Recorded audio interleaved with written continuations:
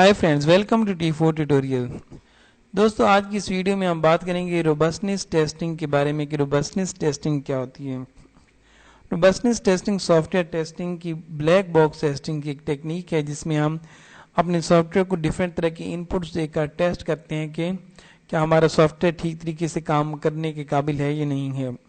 इससे पहले आपने सिंबल बाउंड्री वैल्यू टेस्टिंग और vast case boundary value testing का तो पता ही होगा आपको। अगर आपको नहीं पता तो आपको उनकी वीडियोस भी देख सकते हैं। वीडियो की डिस्क्रिप्शन की में मैं कमेंट वीडियो की डिस्क्रिप्शन में मैं लिंक डाल दूंगा।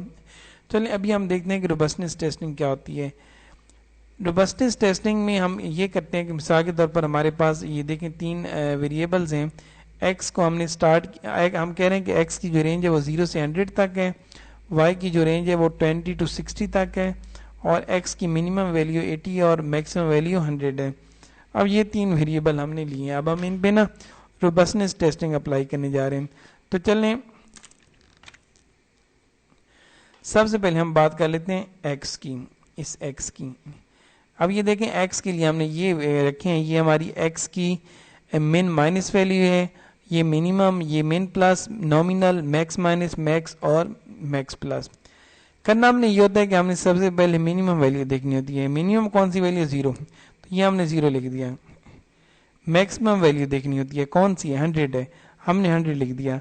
मैक्स प्लस में हम क्या करते होते हैं, इस मैक्सिमम वैल्यू में एक इंक्रीमेंट करके तो यहाँ पर ये 100 का 101 आ गया। मिनिमम के बाद मिन माइनस में हम क्या करते हैं, जो मिनिमम वैल्यू थी उससे हम एक माइनस करते हैं तो यहाँ पर -1 आ गया, क्योंकि 0 से पीछे जाए तो -1 आते हैं। मिन प्लस की बात करें तो 0 के बाद 1 आते हैं। मैक्स हमारे पास 100 है तो मैक्स माइनस की बात करें तो 100 से 1 निकालें तो 99 आते हैं। नॉमिनल दरमियानी वैल्यू अगर हम देखें तो 0 और 100 के दरमियान 50 आते हैं। तो इस तरीके से हमने इन तीनों की जो वैल्यूज़ हैं वो निकाल लेनी है, एक्स की भी, वाई की भी और जेड की भी। तो हमने यहाँ पर निकालनी एक्स की भी, वाई की भी और जेड की भी।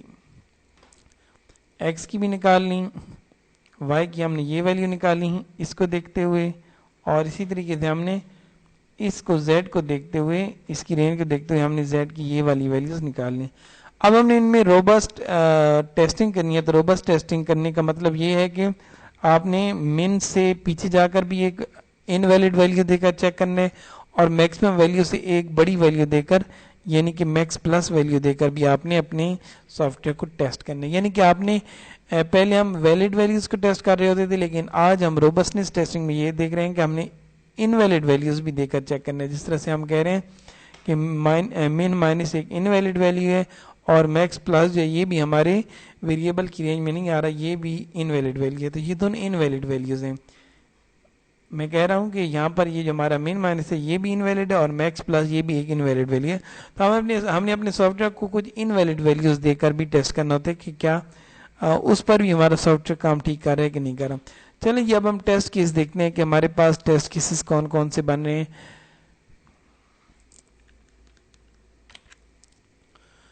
तो जो हमारे पास पहला टेस्ट केस बन रहा है वो बन रहा है ये वाला, जिसमें हम 50 x की वैल्यू 50 ले रहे हैं, y की वैल्यू 40 ले रहे हैं और z की वैल्यू 79 ले रहे हैं।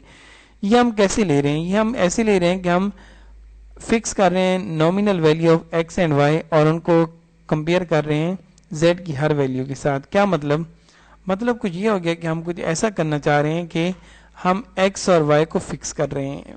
यहाँ पर मैं दोबारा आपको दिखाऊं कि यहाँ पर हम क्या कर रहे हैं, इस x और y के नॉमिनल को हम फिक्स कर रहे हैं। यानी कि x का देखिए नॉमिनल 50 है और y का नॉमिनल क्या है 40। इन दोनों का हमने फिक्स कर दिया, यानी कि ये जो 50 और 40 आया ये इस तरीके से आया।